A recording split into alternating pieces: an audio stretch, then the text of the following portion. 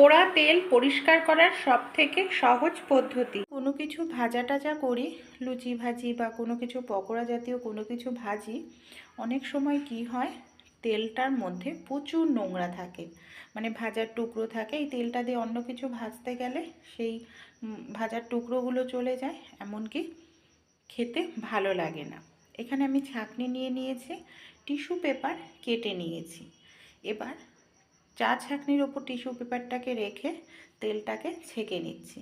এইভাবে যদি আমরা ছেঁকে নিই তাহলে কিন্তু তেলটা আমাদের ডবল ফিল্টার হয়ে যায়। তেলের মধ্যে যত রকম নোংরাই থাকুক খুব সহজেই নোংরাটা টিস্যু পেপারের মধ্যে চলে আসে, এমনকি তেলটা একেবারে আমাদের পরিষ্কার হয়ে যায়। এই দেখুন, আমি তেলটাকে ছেঁকে দেখাচ্ছি, আর টিস্যু পেপারের মধ্যেও দেখুন কি পরিমাণে নোংরা রয়েছে।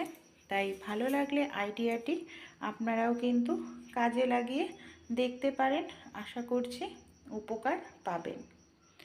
একেবারে পরিষ্কার তেল, যে কোনো রান্নায় কিন্তু এই তেলটা আমরা ব্যবহার করে নিতে পারি। কানের গুজি হারিয়ে গেছে, চিন্তা। দুল আমরা মহিলারা প্রত্যেকেই ব্যবহার করে থাকি। অনেক সময় কি হয়, আমরা যে কানের দুল ব্যবহার করি দেখা যায় যে কানের দুলের হয়তো গুজিটা পাওয়া যাচ্ছে না, আর আমরা তখন হয়তো ঘুরতে যাব, সেই মুহূর্তে খুবই সমস্যা হয়, ড্রেসের সঙ্গে ম্যাচিং করে কানের দুল মানে পরা যায় না।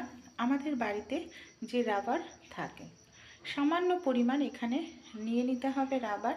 এখানে অনেকটার প্রয়োজন নেই, সামান্য একটু রাবার কেটে নিলেই হয়ে যাবে। এখানে আমি সামান্য পরিমাণে একটু রাবার কেটে নেব। এটা কিন্তু খুব সুন্দর গুজির কাজ করবে, আর এটা যেহেতু কানের পেছন দিকে থাকবে তাই সহজে কিন্তু এটা দেখাও যাবে না।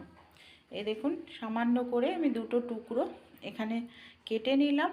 এবার আমি কানের গুজির অংশে লাগিয়ে নিচ্ছি, আর এটা কিন্তু খুব টাইটভাবেই আটকে থাকবে, কোনোভাবেই খুলে যাবে না।